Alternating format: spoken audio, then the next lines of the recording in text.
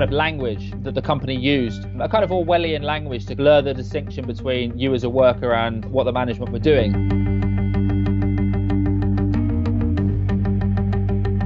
You weren't allowed to call the warehouse a warehouse. You had to call it a fulfillment centre.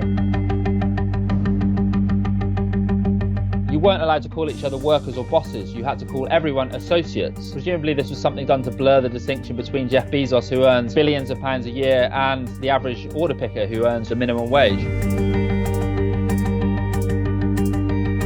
There were cardboard cutouts of supposedly happy Amazon workers placed around the warehouse, and they had speech bubbles coming from their mouths saying, "We love working at Amazon, we miss it when we're not here." They said to us, "We're all one big happy family at Amazon. Jeff Bezos is an associate and so are you." These were the words they actually said. And it was just constantly repeated, almost like a cult. Every day we'd have a team meeting at the start of a shift, and they would remind us, "You're associates, we're one big happy family," etc., etc. Last week, I asked Amazon workers to share their experiences with my office about wages and working conditions at Amazon.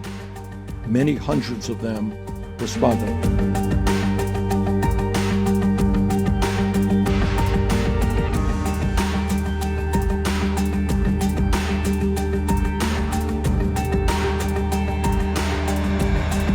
If you lost your job, you weren't sacked either, you were released. Presumably it was to take the sting out of it, even though you'd potentially be thrown into poverty if you did get released. I'm very proud of the culture that we have at Amazon. We were told while I was working at Amazon that we shouldn't be talking with other workers. I was actually told off by a supervisor on one occasion for talking with other workers. As with toilet breaks, Amazon would describe this as so-called idle time.